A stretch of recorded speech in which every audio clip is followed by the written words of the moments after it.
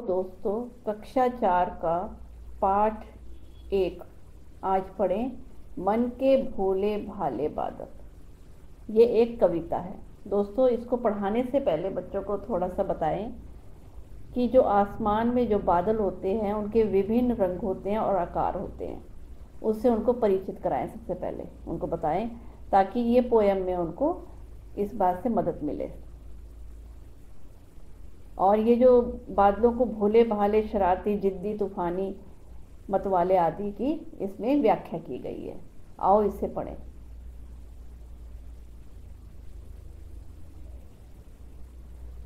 झबर झबर बालों वाले, गुब्बारों से गालों वाले, लगे दौड़ने आसमान में, झूम झूम कर काले बादल। कुछ जोकर सी तोंद फुलाए, कुछ हाथी से सूंड उठाए, कुछ ऊँटों से कुब्बड़ वाले, कुछ परियों से पंख लगाए। आपस में टकराते रह रहे शेरों से मतवाले बादल, कुछ तो लगते हैं तूफानी, कुछ रह रह करते शैतानी, कुछ अपने थैलों से चुपकर झरझर झर बरसाते पानी। नहीं किसी की सुनते कुछ भी, ढोलक ढोल बजाते बादल। आओ इसका अर्थ समझें। मन के भोले भाले बादल। भोले भाले सीधे साधे। झबर झबर बालों वाले, गुब्बारे से गालों वाले, लगे दौड़ने आसमान में, झूम झूम कर काले बादल। झबर मतलब होता है झबर झबर, बड़े और फुलावदार। जैसे ये देखो, बड़े और फुलावदार ये दिखाए गए ना इस तरीके से। गुब्बारों से गालों वाले, जैसे गुब्बारे फूले रहता है ना, वैसे गालों वाले। लगे दौड़ने आसमान में, ये आसमान में दौड़ लगा रहे, कभी इधर जा रहे हैं कभी उधर जा रहे हैं। झूम झूम कर काले बादल। काले बादल झूम झूम के जो सीधे साधे हैं, भोले भाले हैं बादल, वो क्या कर रहे हैं, बड़े और फुलावदार और गुब्बारों के गालों जैसे वो आसमान पे इधर उधर भाग रहे हैं। कुछ जोकर से तोंद फुलाए। तोंद का मतलब है पेट। जैसे जोकर का पेट फूला रहता है ना, दिखाते हैं उस तरीके से। कुछ जोकर से तोंद फुलाए, कुछ हाथी से सूंड उठाए। कुछ हाथी के जैसे ये दिखा रहे हैं, सूंड उठाए। कुछ ऊँटों से कुब्बड़ वाले। कुब्बड़ मतलब जो ऊँट की पीठ होती है, कुछ इस तरीके से हैं। कुछ परियों से पंख फैलाए, जैसे परियों के पंख होते हैं, कुछ इस तरीके से बादल दिख रहे हैं। तो ये बादलों का आकार की इसमें व्याख्या की गई है। जैसे कि जोकर का तोंद होती है, पेट होता है, उस तरीके से कोई बादल दिख रहे हैं। और कुछ हाथी के सूंड जैसे है उठी हुई है, इस तरीके के बादल दिख रहे हैं। और कुछ ऊँटों के जैसे पीठ में कुब्बड़ होता है, उस जैसे दिख रहे हैं। और कुछ परियों से पंख फैलाए जैसे बादल दिख रहे हैं। दोस्तों, बच्चों को बताओ, जब बादल होते हैं ऊपर, तो अगर हम जो सोचते हैं उसी आकार के वो बादल हमें दिखते हैं। जिस चीज़ की कल्पना करते हैं उसी तरीके के आकार से बादल हमें दिखते हैं। आपस में टकराते रह रहे, जब वो आपस में टकराते हैं, शेरों से मतवाले बादल जैसे आपस में टकराते हैं तो उनकी आवाज़ भी होती है। कुछ तो लगते तूफानी। कुछ तो कैसे लगते हैं तूफानी, मतलब हलचल करने वाले। कुछ रह रह करते शैतानी, कुछ अपने थैलों से चुपकर झरझर बरसाते पानी।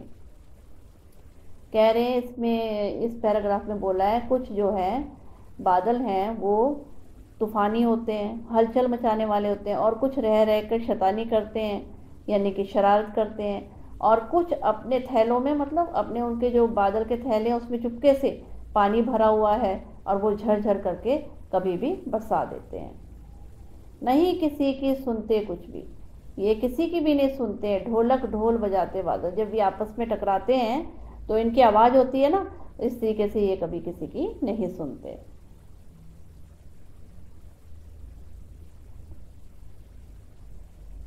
रह रहे छत पर आ जाते, फिर चुपके ऊपर उठ जाते। कभी कभी जिद्दी बनकर बाढ़ नहीं नालों में लाते। तो इसमें कह रहे हैं, रह रह कर कभी छत के ऊपर जाओ तो वहाँ पर दिखते हैं मंडराते हुए, फिर चुपके से ऊपर उड़ जाते, फिर ये चुपके से ऊपर उड़ जाते हैं। चुपके से मतलब छिपकर, कभी कभी जिद्दी बनकर। कभी कभी ये इतने जिद्दी बन जाते हैं कि इतने बरस जाते हैं कि बाढ़ ला देते हैं, नदी नाले भर जाते हैं और चारों तरफ पानी ही पानी हो जाता है। फिर भी लगते बहुत भले हैं, फिर भी भले मतलब अच्छे, फिर भी ये हमें बहुत अच्छे लगते हैं, मन के भोले भाले बादल, मन के सीधे साधे बादल। इस पोयम को लिखा है कल्पनाथ सिंह ने।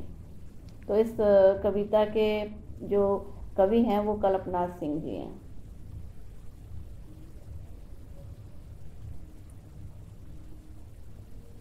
आओ अभ्यास प्रश्न की तरफ चलें। तुम्हारी समझ से कभी कभी जिद्दी बन करके बाढ़ नदी नालों में लाते।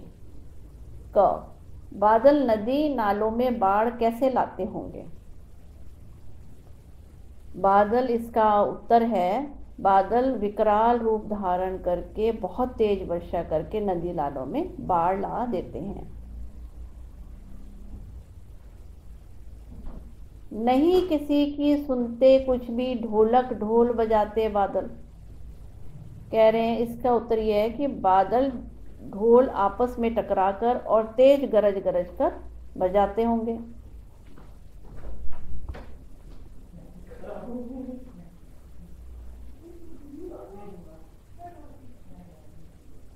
कुछ तो लगते हैं तूफानी, कुछ रह रह करते शैतानी। ठीक है, तो इसका आंसर यह है कि बादल जोर जोर से गरज कर सबको डराते हैं और बिना वर्षा के ही बरसने लगते हैं। कौन कौन? अगला अभ्यास।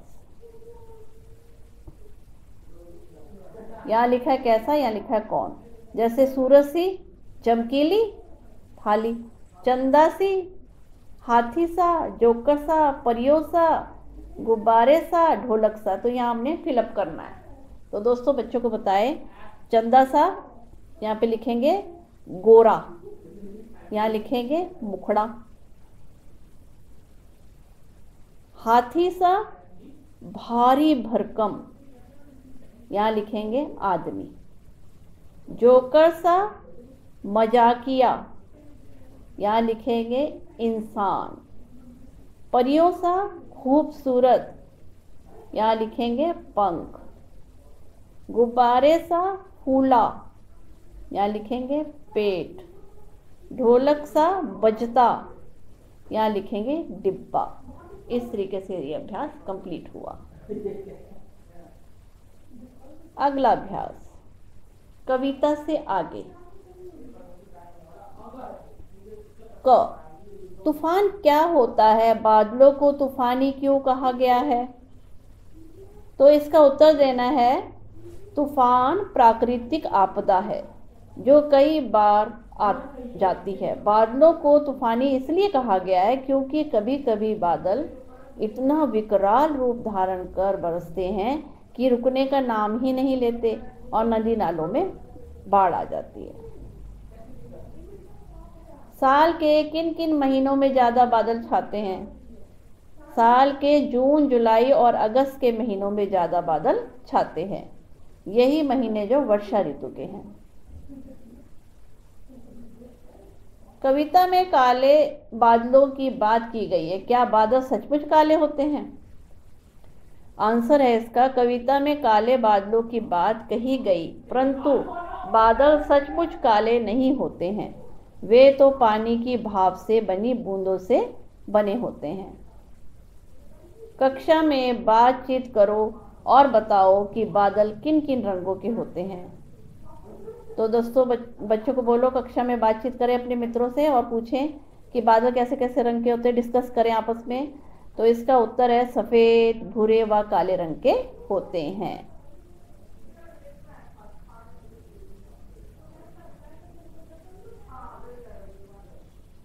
अगला अभ्यास, कैसे कैसे बादल। तरह तरह के बादलों के चित्र बनाओ। काले वाले डरावने, गुब्बारे से गालों वाले। तो यहाँ पे हमने चित्र बनाने हैं और उसे यहाँ पे हल्के फुल्के सुहाने बादल, यहाँ पे हल्के फुल्के सुहाने बादल, ये अभ्यास अपने आप करेंगे दोस्तों बच्चे।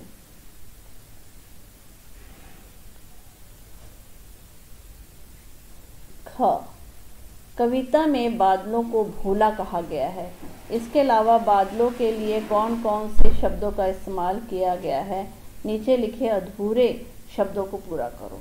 यहाँ पे फिलअप करेंगे। जैसे ये माँ से क्या लिखेंगे? मतवाले। जी से क्या लिखेंगे? जिद्दी। शय से शैतानी। तू से तूफानी। अगला अभ्यास, बारिश की आवाज़ें। कुछ अपने थैलों से चुपके झरझर झर बरसाते पानी। पानी के बरसने की आवाज़ है झरझर झर। पानी बरसने की कुछ और आवाज़ें लिखो। तो यहाँ पे हमने कुछ और आवाज़ें फिलअप करनी है। यहाँ पे लिखेंगे टप टप, यहाँ लिख दो टिप टिप, यहाँ लिखो रिम झिम, यहाँ लिखो छप छप। अब जो छप छप 2 बार है तो बीच में जगह छोड़ के लिखेंगे। यहाँ पे लिखेंगे झम झम, यहाँ पे लिखेंगे झरझर। अगला अभ्यास, कैसे कैसे पेड़। बादलों की तरह पेड़ भी अलग अलग आकार के होते हैं।